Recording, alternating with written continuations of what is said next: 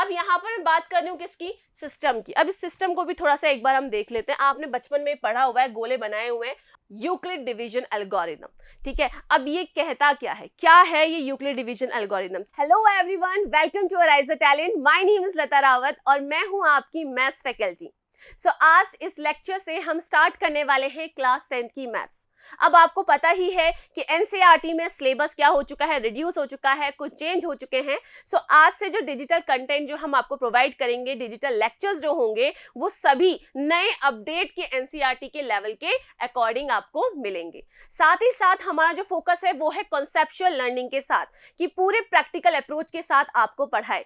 Okay, तो चलिए start करते हैं। तो हमारा जो फर्स्ट चैप्टर है जो कि है क्या, रियल नंबर्स, ये हम स्टार्ट कर रहे हैं। इसमें भी बहुत कुछ चेंज हो चुका है। मोस्टली आपका जो सिलेबस है वो रिड्यूस हो चुका है, मतलब कम हो चुका है। तो अब आपको एक्स्ट्रा नहीं पढ़ना है। अब अगर आप पुरानी चीजें उठाओगे तो आपको क्या हो जाएगा कि भैया एक्स्ट्रा पढ़ लोगे, जो पेपर में आएगा भी नहीं। तो हम यहाँ पर फोकस करने वाले हैं जो हमारा पेपर में आने वाला है, जो भी आपकी कॉम्पिटिशन पेपर्स में भी आएंगे, हम उन चीजों को भी धीरे धीरे कवर करते हुए चलेंगे। ओके, तो स्टार्ट करते हैं। फर्स्ट जो है रियल नंबर्स। नंबर्स की यहाँ पर बात हो रही है तो आपको पता ही है, ऑलरेडी आप पढ़ते हुए आ रहे हो। नंबर्स क्या होते हैं, काउंटिंग के लिए हमारे इस्तेमाल में लिए जाते हैं।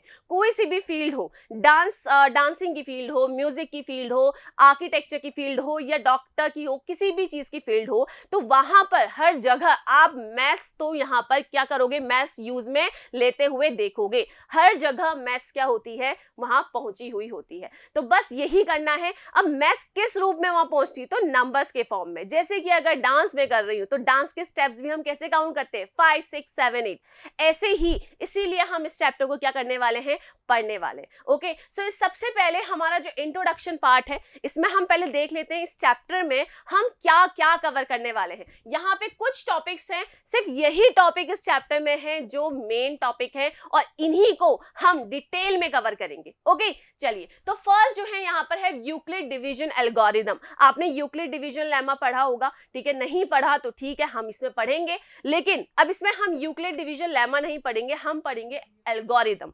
क्यों एल्गोरिथम?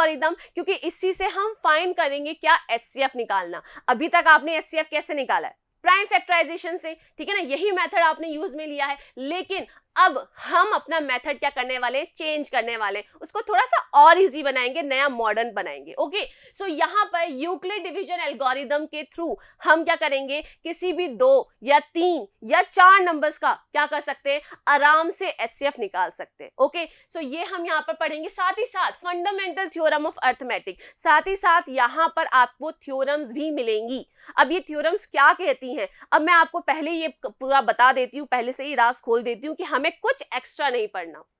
यहां इस चैप्टर में जो आप पहले से पढ़कर आए हो, हमें बस उसको क्या करना है, रिवाइज करना है, और थोड़ा सा हम उसे क्या करेंगे, डिटेल में जाएंगे, थोड़ा सा, और कुछ भी नहीं है, सब कुछ आपने पढ़ा हुआ है। ओके, थर्ड यहाँ पर है method of finding LCM and HCF. अब यहाँ पर एचसीएफ तो हम यूक्लिड डिवीजन एल्गोरिथम से सीख लेंगे, लेकिन अगर एलसीएम फाइंड करना हो तो कैसे करेंगे, तो इसका भी हम यहाँ पर फॉर्मूला देखने वाले हैं। देखेंगे कैसे एचसीएफ और एलसीएम के बीच में क्या हो, रिलेशन क्या होता है, ठीक है। साथ ही साथ यहाँ पर हम देखेंगे explanation of rational and irrational number. कोई भी नंबर रैशनल है तो क्यों है, इरैशनल है तो क्यों है, उसका क्या प्रूफ है। तो यहाँ पर हम क्या करने वाले हैं, कोई भी इरैशनल नंबर इरैशनल है उसका हम यहाँ पर प्रूफ देंगे। जैसे कि फॉर एग्जांपल √5, तो √5 एक इरैशनल नंबर है, इसका क्या प्रूफ है। तो यहाँ पर हम वही सीखने वाले हैं कि इसका हम क्या करेंगे, प्रूफ भी देंगे। क्लियर है बिल्कुल। चलिए, तो अभी हम यहाँ से स्टार्ट करते हैं बिल्कुल बेसिक पार्ट। बेसिक मतलब नंबर्स की बात हो रही है तो ओनली नंबर्स पर अभी हम ध्यान देंगे। क्लियर है बिल्कुल। ये लेक्चर जो आपका होगा इसमें हम टॉपिक कवर करने वाले हैं। पहले तो रियल नंबर्स, इनमें क्या क्या चीजें हैं, क्या टर्मिनोलॉजीज हैं, इनको डिस्कस करेंगे। साथ ही साथ यूक्लिड डिवीजन एल्गोरिथम पर भी हम क्या करेंगे, थोड़ा सा ध्यान देंगे। ओके, चलिए। सो यहाँ पर सबसे पहले आपको पता ही है नेचुरल नंबर क्या होते हैं, होल नंबर्स क्या होते हैं, इंटीजर्स क्या होते हैं। एक बार हम इसको रिकॉल कर लेते हैं। यहाँ पर natural numbers are the all positive integers. Natural numbers क्या होते हैं, सारे पॉजिटिव इंटीजर्स जो होते हैं वो नेचुरल नंबर्स होते हैं। लेकिन कहाँ से कहाँ तक, कहाँ से, 1 से लेकर इनफाइनाइट तक। मतलब क्या करूं, इसको रिप्रेजेंट किससे करते हैं, n से रिप्रेजेंट करते हैं। तो अगर मैं इसका सेट बनाऊं तो क्या होगा, 1 होगा, 2 होगा, 3 होगा, और ऐसे ही कहां तक होगा, इनफाइनाइट। तो ये जो सेट मेरा कहलाया, ये सेट क्या कहलाएगा, नेचुरल नंबर कहलाएगा। ठीक है, इसको हम काउंटिंग नंबर्स भी बोलते हैं क्योंकि हम इन्हें क्या करते हैं, काउंट करते हैं। काउंट कहां से स्टार्ट करते हैं, 1 2 3 4, तो इसलिए हम इसे क्या बोलते हैं, काउंटिंग नंबर्स भी बोलते हैं। क्लियर है। यहां पर second whole number, whole number भी क्या होता है, कुछ नहीं होता, नेचुरल नंबर में अगर मैं 0 ऐड कर दूं, इसको रिप्रेजेंट किया जाता है W से। ओके, इसके सेट में अगर मैं 0 ऐड कर दूं और पीछे सारे नेचुरल नंबर वापस से लिख दूं, तो ये मेरा जो सेट बनेगा, ये क्या बनेगा, हमारा होल नंबर का सेट बनेगा। ठीक है, क्लियर है बिल्कुल। बात करते हैं इंटीजर्स की। अब इंटीजर्स क्या होते हैं, इसमें ये जो सेट होता है इसको हम Z से रिप्रेजेंट करते हैं। ठीक है, इसका जो सेट होता है उसमें सारे नेगेटिव नंबर्स आते हैं। ओके, जैसे -3, -2, -1, 0 आता है, देन पॉजिटिव नंबर्स भी आते हैं, कहां तक, इनफाइनाइट तक। इसमें डेसिमल पार्ट नहीं आता, ध्यान दीजिएगा। यहाँ पर जितने भी पॉजिटिव है, जितने भी नेगेटिव हैं और 0, इन तीनों से मिलकर हमारा क्या बनता है, इंटीजर्स बनता है। क्लियर है बिल्कुल, ये तीनों चीजें आपको क्लियर हो गई होंगी। ठीक है, ऑलरेडी पढ़े हुए हैं, बस हमें आगे थोड़ा सा समझना है, एक बार इसको हम रिकॉल कर रहे हैं। साथ ही साथ अब रैशनल और इरैशनल नंबर। रैशनल नंबर जिसे हम क्या कर सकते हैं, P/Q की फॉर्म में रिप्रेजेंट कर सकते हैं। अगर हम किसी नंबर को P/Q की फॉर्म में रिप्रेजेंट कर सकते हैं तो वो क्या हो जाएगा, हमारा रैशनल नंबर हो जाएगा। फॉर एग्जाम्पल मैं यहाँ पर लिख देती हूँ 3/8, तो ये क्या हो गया, P/Q की फॉर्म में। और साथ ही साथ यहाँ पर एक कंडीशन लगती है, वो क्या है, Q is never equal to 0। Q कभी भी क्या नहीं होना चाहिए, 0 नहीं होना चाहिए। अगर मैं यहाँ लिख दूं -3, क्या लिख दिया जाए, -3, तो क्या ये रैशनल नंबर है, बताओ मुझे कि क्या ये रैशनल नंबर है।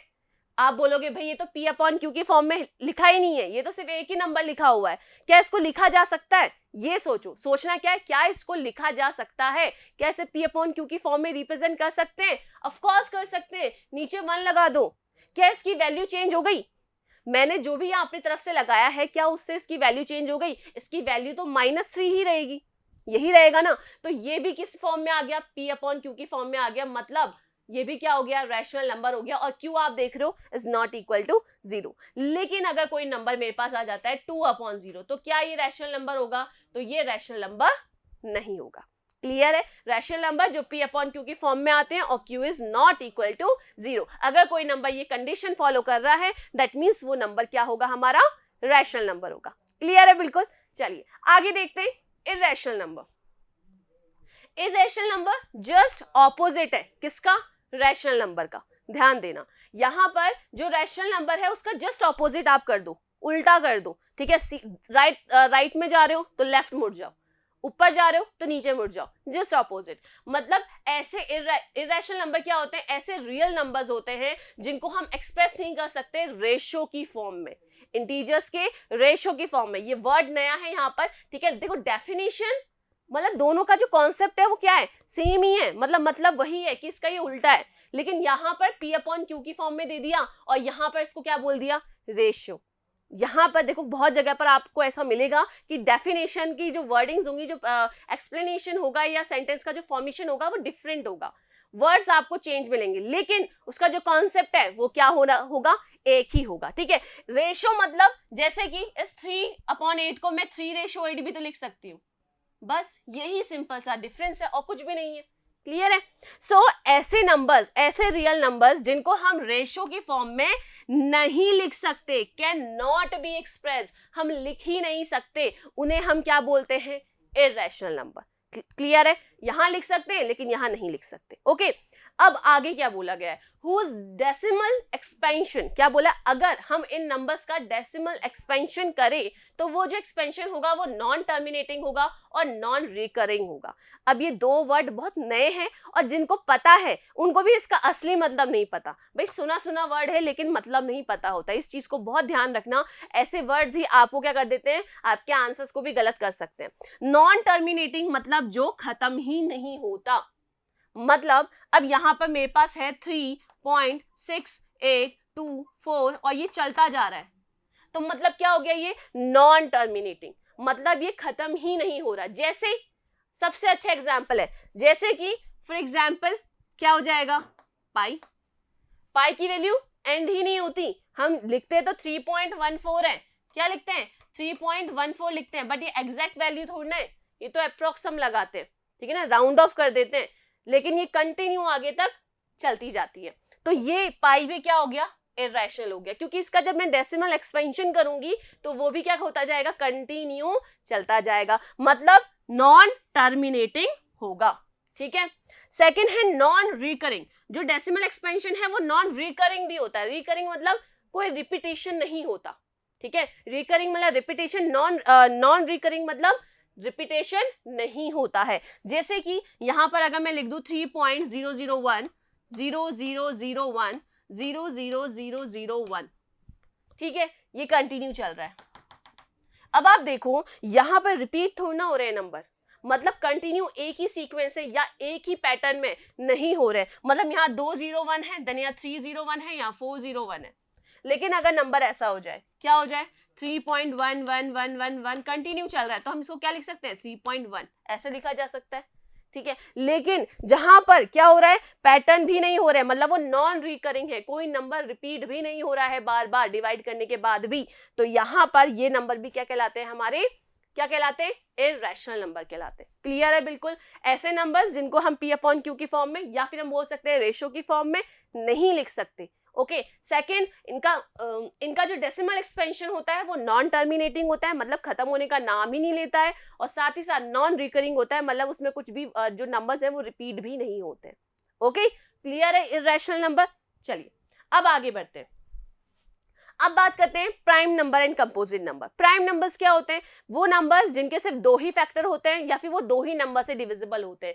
कौन से, एक तो 1 से, एक तो 1 हो गया और एक क्या हो गया यहाँ पर 1 और नंबर इटसेल्फ, एक तो 1 से होते हैं और एक खुद से होते हैं। जैसे कि अगर मैं यहाँ पर लिखूं 5, तो 5 किससे डिवाइड होगा, एक तो 1 से होगा और एक किससे होगा 5, और अगर मैं 5 के फैक्टर्स करूं तो इसके फैक्टर्स भी क्या होंगे, 1 होगा और 5 होगा। तो ऐसे नंबर्स क्या होते हैं, हमारे प्राइम नंबर्स होते हैं। जैसे कि इसके एग्जांपल हम लिख सकते हैं 2 हो गया, 11 हो गया, 13 1 हो गया, 17 हो गया, 19 हो गया। क्लियर है बिल्कुल। ठीक है। अब कंपोजिट नंबर जस्ट इसका उल्टा, ऐसे नंबर जिनका जो किस किस से डिविजिबल हो सके, 1 से भी हो सके, खुद से भी हो सके और किसी भी दूसरे नंबर से भी हो सके, मतलब इसके 2 से ज्यादा अगर फैक्टर्स हो, 2 नंबर से ज्यादा नंबर से डिविजिबल हो सके, तो वो नंबर्स हमारे क्या कहलाते हैं, कंपोजिट नंबर कहलाते हैं। कंपोजिट नंबर फॉर एग्जाम्पल मैं यहां पर क्या ले लूं, 12। अब 12 किस किस से डिविजिबल है, आप देखो 12 यहां पर 1 से भी डिविजिबल है, 2 से भी डिविजिबल है, 3 से भी है, 4 से भी है, 6 से भी है और यहां पर 12 से भी है। मतलब इसके कितने फैक्टर्स हो गए, यहाँ पर कितने फैक्टर्स हो गए, यहाँ पर टोटल 6 फैक्टर्स हो गए। मतलब यहाँ पर जो नंबर 12 है ये क्या है, एक कंपोजिट नंबर है। क्लियर है बिल्कुल। ठीक है। प्राइम नंबर्स और कंपोजिट नंबर समझ में आया। ओके। अब आगे बढ़ते। अब ये तो हमने बात की है किसकी, इंट्रोडक्शन था, नंबर्स को हमने समझ लिया। अब यहाँ पर मैं बात कर रही हूँ किसकी, सिस्टम की। अब इस सिस्टम को भी थोड़ा सा एक बार हम देख लेते हैं। आपने बचपन में पढ़ा हुआ है, गोले बनाए हुए हैं, और गोले ना सही तो हमने ट्री बनाया हुआ है। तो यहाँ पर अगर मैं इसको क्या कर दूं, ट्री की फॉर्म में भी लिखना चाहूँ तो लिख सकती हूँ। ठीक है ना, बनाए हुए हैं ऑलरेडी हमने ऐसा। जैसे कि फर्स्ट अगर मैं बात करती हूँ रियल नंबर्स की, देखो रियल नंबर्स के अंदर क्या क्या आते हैं। रियल नंबर्स के अंदर अगर मैं इनको डिवाइड करूं तो क्या आएगा, रैशनल नंबर आएंगे और एक आ जाएगा इररेशनल नंबर। क्लियर है बिल्कुल। ठीक है। ये हो गया रैशनल और एक हो गया यहाँ पर इररेशनल। इररेशनल में जैसे कि जो P/Q की फॉर्म में नहीं हो सकते, फॉर एग्जाम्पल यहाँ पर पाई। ओके। आगे रैशनल नंबर में भी ये क्या हो जाएगा, डिवाइड हो जाएगा। रैशनल नंबर के अंदर क्या आ जाते हैं, यहाँ पर इंटीजर्स आ जाते हैं। क्या आ जाते हैं, इंटीजर्स। इंटीजर्स के अंदर भी ये क्या हो जाते हैं, इंटीजर्स के अंदर हम यहाँ पे देखें तो किसमें आ जाएंगे, होल नंबर्स में। किसमें आ जाएंगे,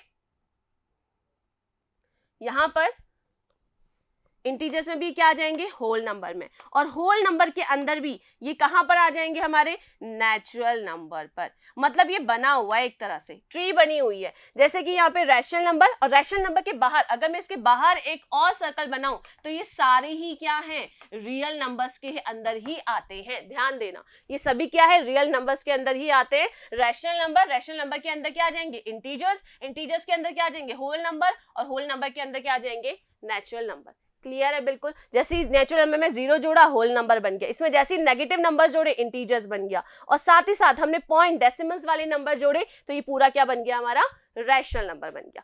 क्लियर है बिल्कुल, ठीक है। ये तो चीजें हो गई आपकी क्या, नॉर्मल जो बेसिक इंफॉर्मेशन हमें होनी चाहिए नंबर्स के बारे में, नंबर सिस्टम्स के बारे में, रियल नंबर्स के बारे में, ये हमने पढ़ लिया।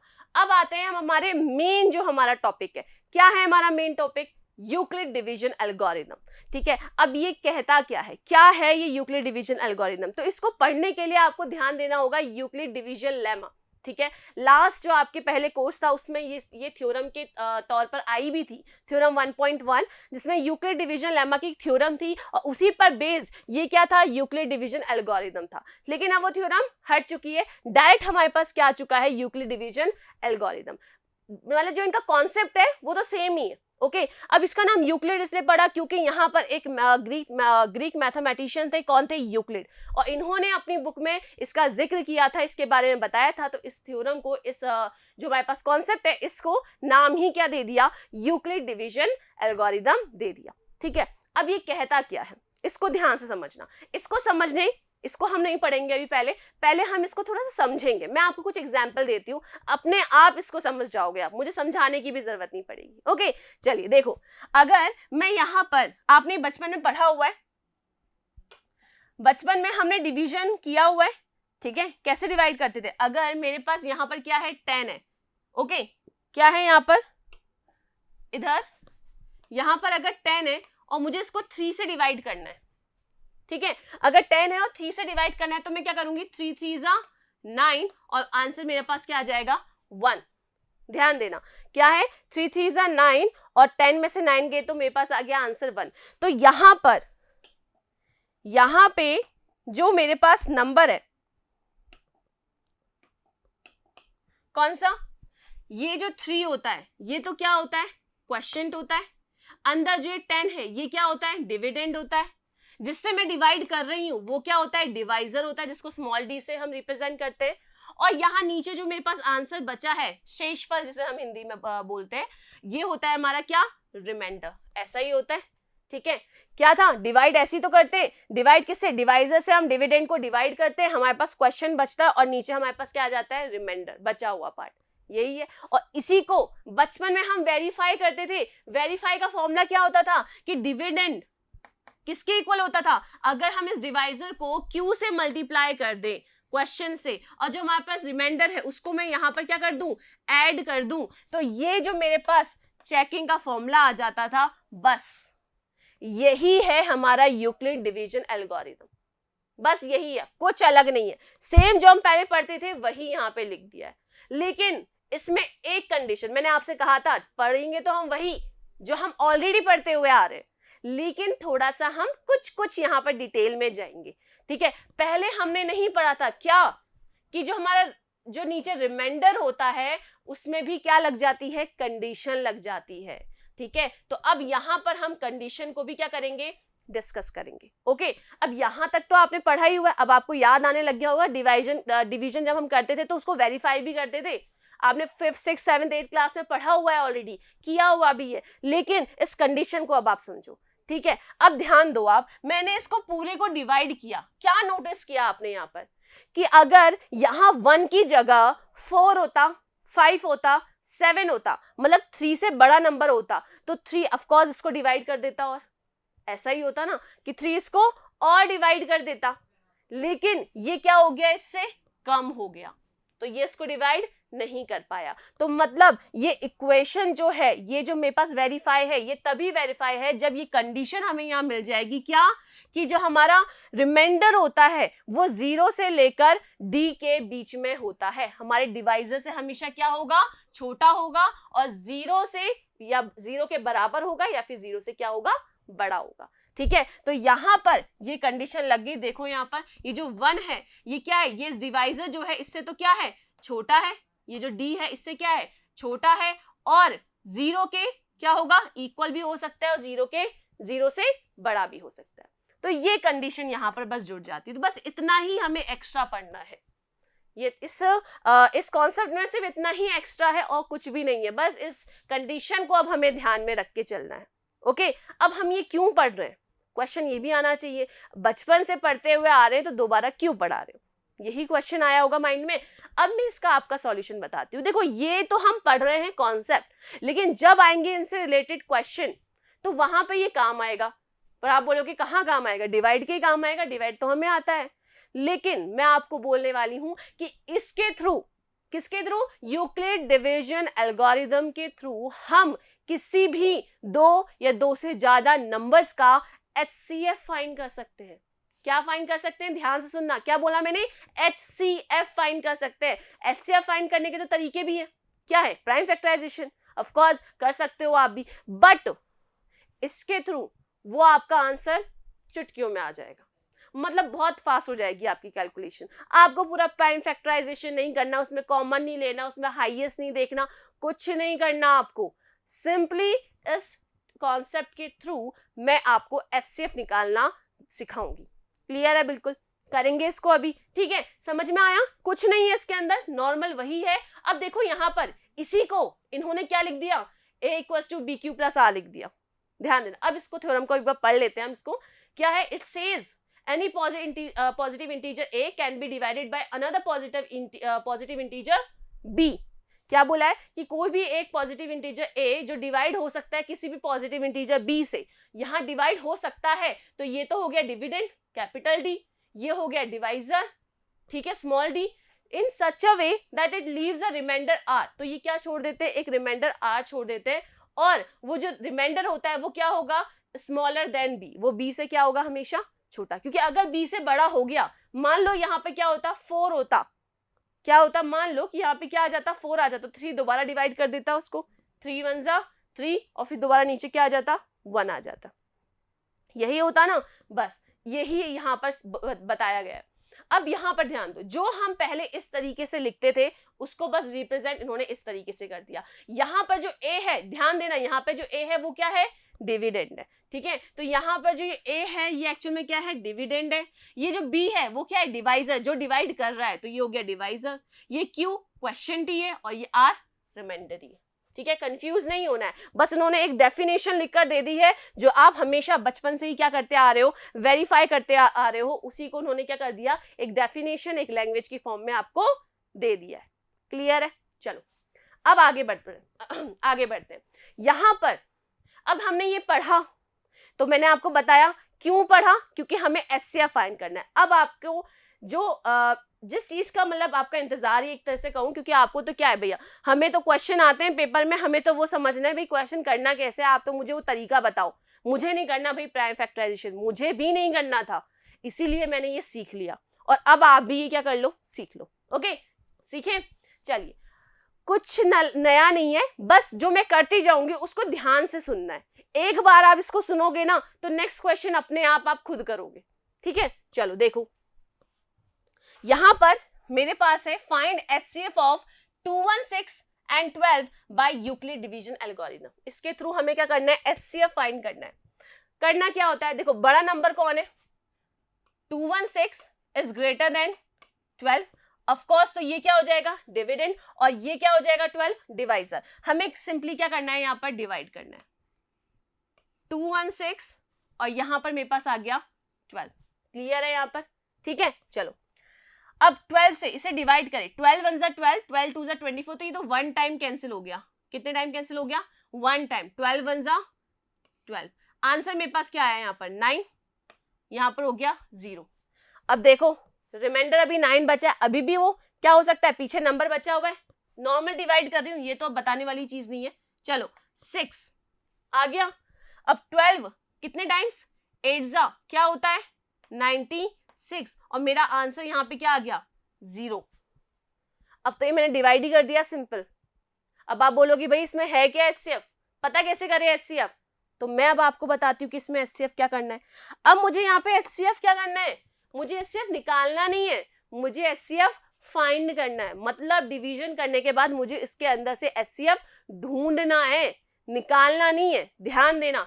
तो अब यहां पर ध्यान दो, आप जब भी कोई आप डिवाइड करते हो, लास्ट में जो आपके पास 0 आता है, अगर आपका रिमाइंडर क्या आ जाए, यहां पर जो रिमाइंडर है वो क्या आ जाए? 0 आ जाए, तो उससे पहले, जस्ट उससे पहले जो डिवाइजर था, क्या था उससे पहले? डिवाइजर 12 और यही जो 12 है ये हमारा क्या हो जाएगा, HCF हो जाएगा।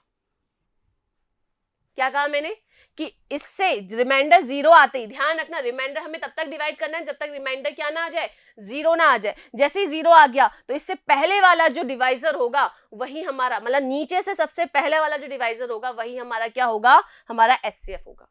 लेकिन अब क्वेश्चन आएगा कि भाई ये तो नंबर डायरेक्टली डिवाइड हो गया और आंसर हमारा 0 भी आ गया, लेकिन जहां पर नंबर एक दूसरे को डिवाइड ही नहीं कर पाए, रिमाइंडर 0 ही नहीं आए, तो उसमें हम क्या करें, चलो उसको भी मैं बताती हूँ।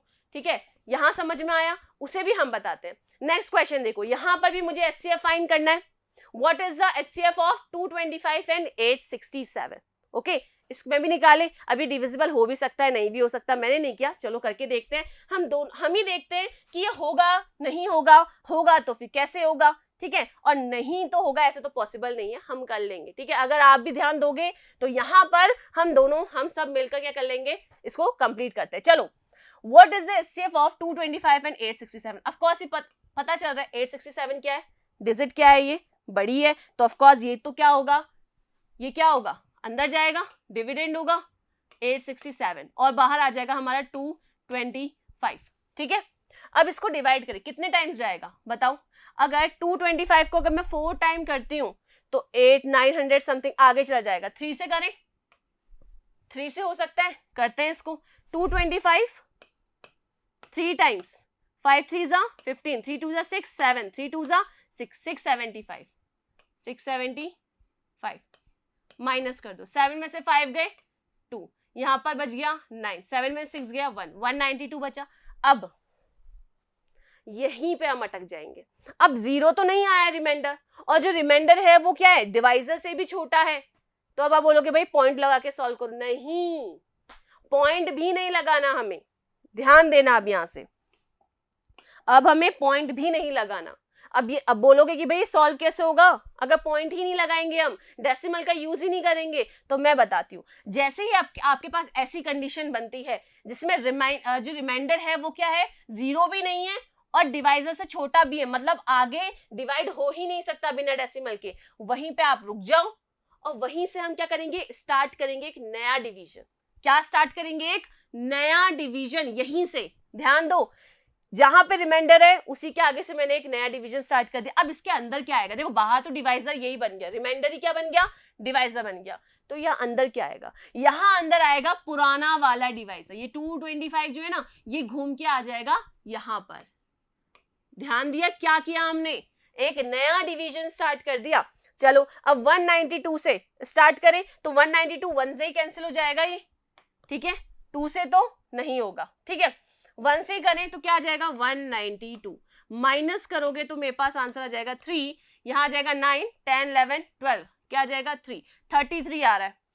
दोबारा ये इससे छोटा हो गया, ध्यान देना, दोबारा इससे छोटा हो गया, तो फिर दोबारा हम वही करेंगे, सेम हमें तब तक करते जाना है जब तक मेरा जो रिमाइंडर है वो क्या ना आ जाए, 0 ना आ जाए। दोबारा करते हैं, यहाँ पर क्या है हमारे पास 192, देखो इससे पहले ही जो डिवाइजर था उसी को उठा के मैंने अंदर रख दिया, क्लियर है। चलो 33 कितने टाइम्स जाएगा, 33 5 जा 5 3 जा 15, 5 3 जा 15 16, 165 आ रहा है। 33 6 जा करें, 6 3 जा 18, 6 3 जा 18, 198, ये बड़ा आ रहा है, मतलब 5 से होगा, 5 से अगर कैंसिल करेंगे कितना आ जाएगा 165, और 12 में से 5 गए, कितना बचा 7, क्लियर है, 5 6 7 8 9 10 11 12, ओके, यहां से क्लियर, यहां हो गया 8 में से 6 गए तो 2, और ये हो गया 0, और यहां बचा अंदर 27। अब वापस से वही चीज रिपीट हो रही है, वापस से क्या रिपीट हो रहा है, वही रिपीट हो रहा है। दोबारा हम क्या करेंगे, यहाँ पर दोबारा 27 आ गया सॉल्व करने पर, ठीक है, अंदर वापस से क्या कर देंगे, अब ये आगे और सॉल्व नहीं हो सकता तो 33 कहां चला जाएगा, अंदर, क्लियर है। मतलब हमें तब तक डिवाइड करते जाना है, दो कुछ नहीं कर रही हूं मैं, जो रिमाइंडर है वही डिवाइजर बन गया, पुराना वाला डिवाइजर हमने अंदर डाल दिया, ठीक है। चलो करें आगे, 33 से तो 27 1 जा 27, कितना बचा 7 8 9 10 11 12 13, 6 बचा, ठीक है, माइनस करके 6 बचा, और 27 वापस कहाँ आ जाएगा, वापस एक और डिवीजन यहाँ स्टार्ट हो जाएगा, यहाँ पर आ जाएगा 27 अंदर, ठीक है, 6 से कैंसिल करो, कितने टाइम्स कैंसिल होगा, 6 5 6 4 24, 6 4 24, 25 26 27, कितना बचा, 3 बचा। अब दोबारा ये डिवाइड नहीं हो सकता, अभी भी हमारे पास रिमाइंडर 0 नहीं आया है, ठीक है, हम बहुत नीचे पहुंच गए यहाँ पर। चलो दोबारा 6 कहाँ जाएगा, अंदर आ जाएगा, और अब ध्यान देना 3 2 6, और मेरे पास एट द एंड बिल्कुल खत्म ही हो गया था, उसके नीचे तो सॉल्व ही नहीं कर पाते हम, बिल्कुल सही जगह पर खत्म हुआ। क्या 3 से किया और लास्ट में अब मेरे पास रिमाइंडर क्या आ चुका है, 0, बस हो गया ये क्वेश्चन कंप्लीट। अब क्या करना है, हमारा क्वेश्चन तो भाई यहाँ पे कंप्लीट होगा जब मैं एचसीएफ फाइंड करूंगी। अब बता दो, आप आराम से बता दोगे एचसीएफ क्या है, बताओ जल्दी, क्या हो सकता है एचसीएफ, क्या होगा, क्या बताया था, जहां पर रिमाइंडर 0 हो गया उससे ऊपर जाओ, पहला वाला, नीचे से जो पहला डिवाइजर होगा वही क्या होगा, एचसीएफ। मतलब अब अगर मैं एचसीएफ बताऊं तो मेरा एचसीएफ क्या होना चाहिए, क्या होना चाहिए, एचसीएफ 3, क्योंकि नीचे से पहला डिवाइजर। और अब इसको आप प्राइम फैक्टराइजेशन से करने बैठ जाओ, ठीक है ना, उससे आप करने बैठोगे तो देखो कितनी देर में आपका आंसर आता है। तो एचसीएफ जो हुआ हमारा, एचसीएफ ऑफ क्या है नंबर 225 एंड 867 इज क्या है, इज 3। क्लियर है यहाँ पर ये आंसर, क्लियर है बिल्कुल। ये तरीका है क्या, डिवीजन, जो हमारा यूक्लिड डिवीजन एल्गोरिदम है उसके थ्रू हमने क्या फाइंड किया, एचसीएफ फाइंड किया किसी भी 2 नंबर का। अब ये 2 नंबर का है, लेकिन मैंने आपको एक बात कही थी, हम 3 4 5 कितने भी नंबर हो उन सबका निकाल सकते हैं इसी मेथड से, बस आपको डिवाइड करते हुए जाना है। लेकिन आप बोलोगे भाई 2 का तो समझ में आ गया, लेकिन 3 4 नंबर होंगे तो उनको भाई एक टाइम पे तो 2 ही नंबर डिवाइड होते हैं, मतलब एक नंबर दूसरे नंबर को डिवाइड करता है, तो 4 नंबर में, 5 नंबर में, 3 नंबर में कैसे डिवाइड होगा, यही क्वेश्चन है। इसको भी हम अभी सॉल्व कर देंगे। यहां तक समझ में आया कि किस तरीके से हमने डिवीजन के थ्रू क्या फाइंड कर लिया, हमारा एट द लास्ट हमारा एचसीएफ फाइंड यहां पर कर लिया। क्लियर है, चलिए आगे बढ़ते हैं। अब देखो जब यहां पर 2 नंबर है तो हमने देख लिया, लेकिन अगर हमारे पास 3 नंबर आ जाते हैं तो हम क्या करेंगे, ठीक है, चलो करें। सबसे पहले हमें करना क्या है, देखो 3 नंबर है, इनमें से कोई भी 2 नंबर उठा लो, क्या कर लो आप, कोई भी 2 नंबर उठा लो। मैंने पहले ही 2 नंबर उठा लिए, मान के चलो 36 और 24, कौन बड़ा है इन दोनों में से, 36 बड़ा है। चलो इन दोनों को लेकर मैं डिवाइड स्टार्ट कर देती हूँ, इनका तो कर ही सकते हैं ना हम, 24 को 36 से मैं क्या कर दूं, डिवाइड कर दूं, करो तो कितने टाइम्स कैंसिल होगा, 1 जा 24, कितना बचा 2, यहाँ बचा 12, माइनस करने पर वापस अब एक नेक्स्ट डिवीजन स्टार्ट हो जाएगा, दूसरा डिवीजन करो, जब तक 0 नहीं आए तब तक हमें करते रहना है, ठीक है। वापस नया डिवीजन यहाँ पे 12, ये 24 कहाँ आ जाएगा, यहाँ से घूमकर इधर, और ये कितने बार 12 2 जा 24, और मेरे पास यहाँ पर फाइनली आंसर क्या आ गया, 0 आ गया। क्या आ गया आंसर, 0। क्लियर है बिल्कुल, ठीक है। मतलब इन दोनों का अगर मैं एचसीएफ निकालना चाहूं तो मेरा एचसीएफ क्या निकलना चाहिए था, 12। अगर ये तीसरा नंबर नहीं होता और मुझे इन दोनों का ही एचसीएफ निकालना होता तो मेरा एचसीएफ क्या होता, नीचे रिमाइंडर से पहला जो डिवाइजर आता वही मेरा क्या होता, एचसीएफ होता, जो कि है 12। लेकिन मेरे पास तो तीसरा नंबर भी है, अब तीसरे नंबर पे कैसे जाएंगे, ध्यान देना। अब मैं क्या करूंगी, जो तीसरा नंबर है, क्या है तीसरा नंबर, 12 है, और जो हमारा पहला वाला जो लास्ट डिवाइजर था, ध्यान देना, जो लास्ट डिवाइजर था, जो इन दोनों का एचसीएफ होना चाहिए था, जो इन दोनों का एचसीएफ होना चाहिए था, उसको भी लिख लो। अब 2 नंबर कौन से हैं मेरे पास, 12 एंड 12। एक 12 तो वो थर्ड नंबर है जो अभी छोड़ दिया था हमने स्टार्टिंग में, और दूसरा 12 जो है वो क्या है, इन दोनों नंबर का जो एचसीएफ आना चाहिए था, या हम बोल सकते हैं नीचे से पहला डिवाइजर। इन दोनों को ले लो, इनमें से जो बड़ा है वो अंदर रखो, जो बाहर है, जो छोटा है वो बाहर रख दो, और दोनों सेम ही है तो कुछ भी रखो आप तो, और सॉल्व कर दो। 12 1 जा 12, आंसर आ गया यहाँ पर 0। बहुत इजी था ये तो सेम आ गया इसलिए हो गया, नहीं भी होता तो भी हमें बस यही मेथड लेना होता और इसी तरीके से इसको सॉल्व करना होता। कहाँ पर, जब तक मेरे पास रिमाइंडर जो है वो 0 ना आ जाए। क्लियर है, अब निकाल दो एचसीएफ, बता दो मुझे आप डायरेक्ट, अब इसमें मुझे बताने की तो जरूरत है ही नहीं, हमारा जो एचसीएफ है किसका, अब मैं तीनों नंबर्स का लूंगी, HCF ऑफ 36, 24 एंड 12 इज, क्या होगा, यही होगा क्योंकि नीचे से पहला डिवाइजर क्या होगा, 12 होगा। ये मेरा क्या आ गया, HCF आ गया। क्लियर है बिल्कुल, ठीक है। इस तरीके से आप क्या कर सकते हो, यूक्लिड डिवीजन लेमा या यूक्लिड डिवीजन एल्गोरिदम के मदद से आप HCF चुटकियों में, ये तो मैं आपको समझा रही हूँ इसलिए इसमें टाइम लग रहा है, ये आप आराम से 1 मिनट के अंदर ही कुछ सेकंड्स में ही कर सकते हो, बस कैलकुलेशन आपकी फास्ट होनी चाहिए। ओके, उसके लिए आपको प्रैक्टिस करनी पड़ेगी, ठीक है। ये समझ में आया बिल्कुल। तो आज का जो हमारा जो टॉपिक है वो यहीं पर खत्म करते हैं हम, ठीक है। अब आपको क्या करना है, प्रैक्टिस करनी है। क्या करना है, प्रैक्टिस करनी है। आज हमारा जो मेन टॉपिक था, नंबर सिस्टम हम पढ़ चुके हैं, सब कुछ रिकॉल कर चुके हैं। आज का जो मेन टॉपिक था वो था यूक्लिड डिवीजन एल्गोरिदम, ये है क्या और इसके थ्रू हमने किस तरीके से HCF हम फाइंड कर सकते हैं। ओके, इसको आप घर में प्रैक्टिस करो। अब अगले लेक्चर में हम क्या करने वाले हैं, एक नया टॉपिक स्टार्ट करेंगे जो है थ्योरम। अब आ गए हैं हमारे थ्योरम वाला पार्ट। क्या है, थ्योरम भी बहुत इजी है, कुछ डरने की जरूरत नहीं है, मैं हूं आपके लिए यहाँ पर। मैं आराम से आपको छोटी छोटी चीजें और बहुत ही इजीली आपको वो याद हो जाएगी। जैसे कि यहाँ पे यूक्लिड डिवीजन एल्गोरिदम, इतना बड़ा नाम, लेकिन काम क्या, जो हम पहले से करते हुए आ रहे हैं। सिमिलरली आगे वाले भी आपके ऐसे ही हैं, उनको भी हम आराम से समझ जाएंगे। ओके, तो मिलते हैं नेक्स्ट क्लास में। Thank you.